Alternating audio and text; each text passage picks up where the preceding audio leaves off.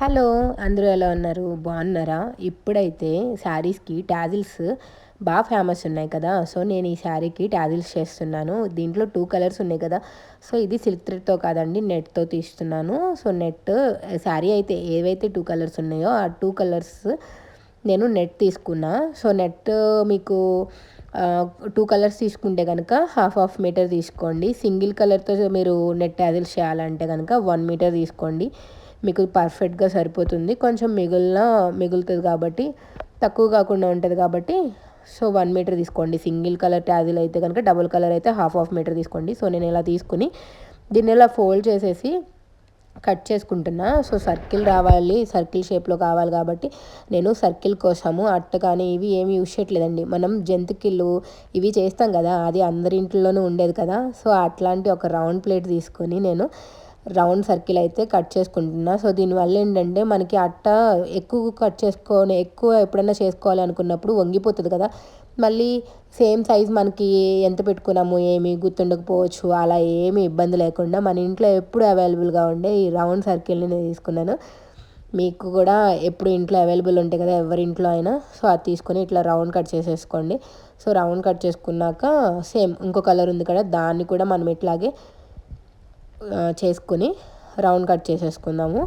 So, round cut చేసేసుకున్నాక మనం అసలు net flower shape రావాలంటే ఏమేమి చేయాలి ఏంటి అనేది సో చూద్దామన్నమాట. ఇట్లా సర్కిల్స్ మీకు ఎన్ని కావాలనుకుంటున్నారో ఎన్ని పడతాయి అనుకుంటున్నారో సో అన్ని రౌండ్స్ కట్ చేసేసుకొని పక్కన పెట్టేసుకోండి. అలా పక్కన పెట్టుకోవటం వల్ల ఏంటంటే త్వరగా అన్ని కట్ చేసి పెట్టుకోవటం వల్ల ఏంటంటే మనకి వర్క్ అనేది ఈజీ అయిపోతుంది, ఫాస్ట్గా అయిపోతుంది అనమాట.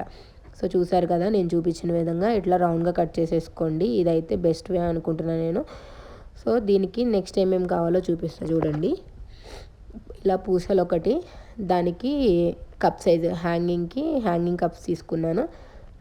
ఇంకా నేను రౌండ్ కట్ చేసుకునేదాన్ని ఇంకోండి ఇట్లా అయితే సమోసా షేప్లో కనుక ఆ నెట్ టాజిల్ని ఫోల్డ్ చేసుకున్నాను అనమాట.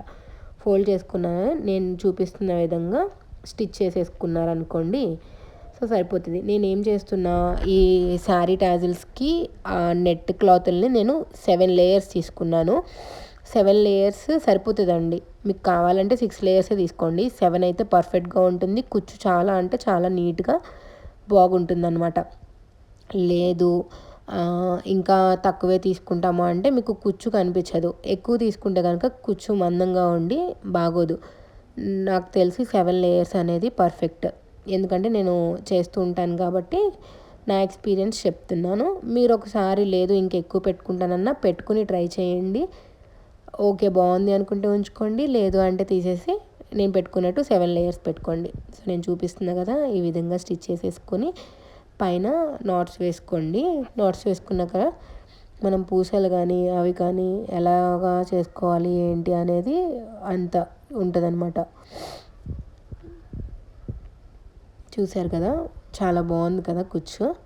సో ఇంకా బాగుంటుంది అనమాట. సో శారీ మొత్తం అయిపోయాక చాలా బాగుంటుంది. మనం ఇంట్లోనే ఉండి మన ప్లెయిన్ శారీస్ కానీ మనకి డిజైనర్ శారీస్ కానీ దేనికైనా కూడా రెడీ చేసుకోవచ్చు. మన శారీస్ని మనం రెడీ చేసుకుంటే చాలా హ్యాపీ అనిపిస్తుంది కదా.